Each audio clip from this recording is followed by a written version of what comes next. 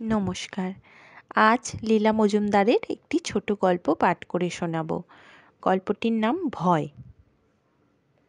ছাপাখানাটি খুব ছোট হলেও সারা দিন সেখানে কাজ হতো।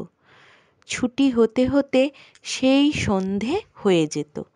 ছাপাখানার পাশে একটা চায়ের দোকান ছিল। 20 পয়সা দিলে এক ভাঁড় গুড়ের চা আর ঝাল ঝাল আলু চচ্চড়ি দিয়ে মোটা একটা হাতরুটি পাওয়া যেত। খেয়েই বঙ্কু রওনা দিত। দুটো বাড়ি, তারপরেই বন। এসব জায়গায় কোথায় শহর থেকে শেষ হয়ে বন শুরু হয় তা বলা মুশকিল। শহর বলতে অবশ্যই খুবই ছোট্ট শহর, গ্রামও বলা চলে। তবে ছাপাখানার অনেক বাইরের লোক কাজ করত, তারা ওই গ্রামেই থাকতো। গ্রাম বললে চটে যেত, বলতো ছোট শহর। বনের মধ্যে শাল গাছই বেশি, মাঝে মাঝে পলাশ, মহুয়া, শিমুল, বুনো, তাল। দিনের বেলায় চমৎকার, সন্ধে হলেই মুশকিল। ছায়া ছায়া, অদ্ভুত সব শব্দ, গুরু শিষ্য প্যাঁচার ডাক। বনের নাম ঘনার বাদা। এককালে এইখানেই কুখ্যাত ঘনা ডাকাতের আস্তানা ছিল। সে প্রায় 100 বছর আগে। তখন কি দিনে কি রাতে কেউ পারলে এ বনের ধারে আসতো না। রাতে এখনো আসে না। দিনে মধু আর আটা নিতে এলেও রাতে আসে না। ঘনা নাকি এখনো ডাকাতি ছাড়েনি। অনেকে নাকি দূর থেকে তাকে দেখে অমনি চোঁ চোঁ দৌড় দেয়। বঙ্কুর নাইট স্কুলটা বনের ওপারে। লেখাপড়া শিখতে হলে কষ্ট করতে হয়। বাবার ডান পাটা কাটা গেছে, পেনশন যা পায় তাতে ওদের চলে না। তাই বঙ্কুকে ওদের হাই স্কুল ছেড়ে এই নাইট স্কুলে পড়তে যেতে হয়। অন্যদিন সঙ্গে লখা থাকে। ওর বন্ধু লখাও ছাপাখানায় কাজ করে। দুইজনে থাকলে ভয় করে না। ঘনা একা লোক খোঁজে। তখনও আলো ছিল, হয়তো 6টা বেজেছিল। শাল গাছের ছায়া লম্বা হয়ে পড়েছিল।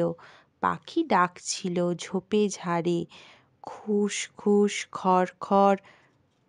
বঙ্কু আধ ঘন্টার মধ্যে বন পার হয়ে বন বিভাগের অফিসের গায়ে লাগা নাইট স্কুলে পৌঁছে গেল।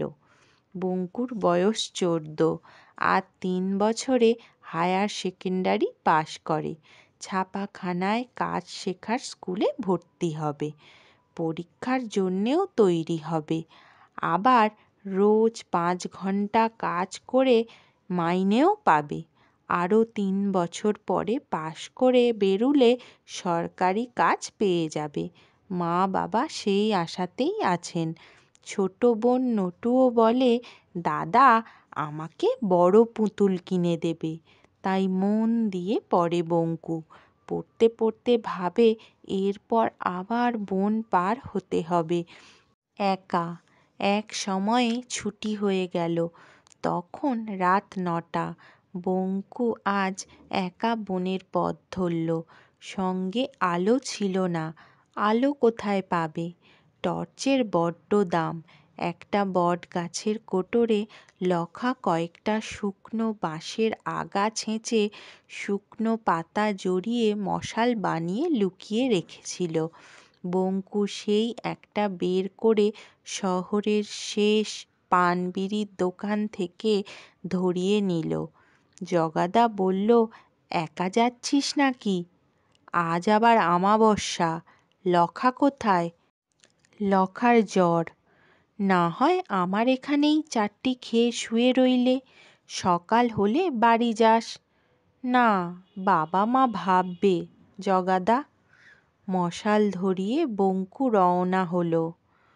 মশালে যেমন আলোও হয়, তেমন আবার মনে হয় চারিদিকে গাছের ছায়াগুলো নড়ছে চড়ছে। বঙ্কু পা চালিয়ে এগোতে লাগলো। হঠাৎ শুনল ছোট্ট ছেলের কান্না। বঙ্কুর গায়ের রক্ত হিম। ও নিশ্চয়ই সত্যিকারের ছোট ছেলের কান্না নয়, অন্য কিছুতে ওকে ভোলাবার জন্য ওই রকম শব্দ করছে। কোনো দিকে না তাকিয়ে আরও খানিকটা এগিয়ে গেল বঙ্কু। ছোট ছেলেটার কান্না থামল না, মাঝে মাঝে চেঁচিয়ে ওঠে, আবার ফোঁপাতে থাকে। নটু আগে ওই রকম করে কাঁদত। বঙ্কু মশাল নিয়ে চারদিক খুঁজতে লাগলো। জায়গাটা বড্ড ঘুপসি, তার মধ্যে বেদেরা খরগোশ ধরবার ফাঁদ পেতে রেখেছিল। কামড়ানো ফাঁদ, গোটা 2 খরগোশ পড়েছিল, আর একটা ছোট ছেলে। কাঠুরেদের ছেলে কিনা কে জানে। এই জায়গা ভালো নয়, এখান থেকে চলে যাওয়াই ভালো। কিন্তু ছেলেটার মুখে আলো পড়তেই বঙ্কু দেখল তার চোখের কোণে জল জমেছে, ঠোঁট কাঁপছে। হয়তো বছর 3 বয়স। বঙ্কু তার পাশে হাঁটু গেড়ে বসে পড়ল। ফাঁদের কাটা কাটা দাঁতগুলো তার একটা পায়ে কামড়ে বসেছিল, সঙ্গে একটা সবুজ ডালেও কামড় পড়েছিল বলে পাটা কেটে পড়ে যায়নি। হঠাৎ কানের কাছে ফোঁস শব্দ শুনে দেখে কুচকুচে কালো একটা লোক, কপালে কাটার দাগ, লাল লাল চোখ, উঁচু উঁচু দাঁত, বিকট চেহারা। কিন্তু লোকটা নরম গলায় বলল, টেনে খুলো না বাপু, পাটা কেটে যাবে। দাঁতের ফাঁকে ওই পাথরটা গোঁজো। মশালটা পাথরে ঠেকা দিয়ে ছোট্ট একটা অসমান ঢিল নিয়ে আস্তে আস্তে ফাঁদের দাঁতের ফাঁকে গুঁজে দিতেই ফাঁদের হাঁ বড় হলো। বঙ্কু ছেলের ঠ্যাংটা টেনে বের করে আনল। ছেলেটা নেতিয়ে পড়ল। বঙ্কুর হাত পা ঠান্ডা। কালো বিকট লোকটা বলল, না না, কিচ্ছু হয়নি, ব্যথার চোটে অচৈতন্য হয়ে পড়েছে। ওই যে তোমার ডান হাতে ছোট ছোট পাতা দেখছ, ওই খানিকটা পাথরে ঘষে লাগিয়ে দাও, দেখতে দেখতে ঘা সেরে যাবে। তাই করল বঙ্কু। লতা দিয়ে জড়িয়ে বেঁধে দিল। তারপর ছেলেটাকে কোলে করে উঠতেই লোকটা বলল, আমার পাটা কেউ বাঁচায়নি গো, আঙুলগুলো সব কাটা পড়েছিল। ওর পায়ের দিকে চেয়ে শিউরে উঠল বঙ্কু। ডান পায়ে একটাও আঙুল নেই। এমন সময় দূরে মশালের আলো দেখা গেল, আর ডাক শোনা গেল, নাকু, হ্যারে নাকু রে। সঙ্গে সঙ্গে বিকট চেহারার লোকটা কোথায় যে সরে পড়ল তার ঠিক নেই।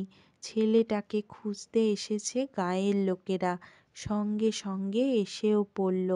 পাগলের মতো চেহারার ওই বোধহয় ছেলের মা। বঙ্কুর কোল থেকে ছেলেকে ছিনিয়ে নিয়ে বারবার সে বলতে লাগলো, বাঁচি থাক, সুখী হ, ভগবান তোর ভালো করুক। কাঠুরেদের ছেলেটা নাকি ভারী দুরন্ত, কেমন করে দলছাড়া হয়ে গেছিল। তারপর হাসতে হাসতে সবাই দল বেঁধে গ্রামে ফিরল। ছেলের বাপ হঠাৎ বলল, বড় বাঁচিয়েছিস বাপ। ঘনার হাতে পড়লে ওকে আর দেখতে পেতাম না, ঘনা বড় ভয়ঙ্কর। বঙ্কু বলল, কেমন দেখতে ঘনা?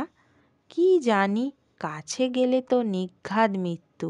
শুনেছি কালো কুচকুচে, কপাল কাটা, আর ডান পায়ে একটাও আঙুল নেই, বড় ভয়ঙ্কর সে। বঙ্কুর বুকটা ঢিপ ঢিপ করতে লাগলো। সে বলল, না না, ঘনা বড় ভালো, মোটেই ভয়ঙ্কর নয়।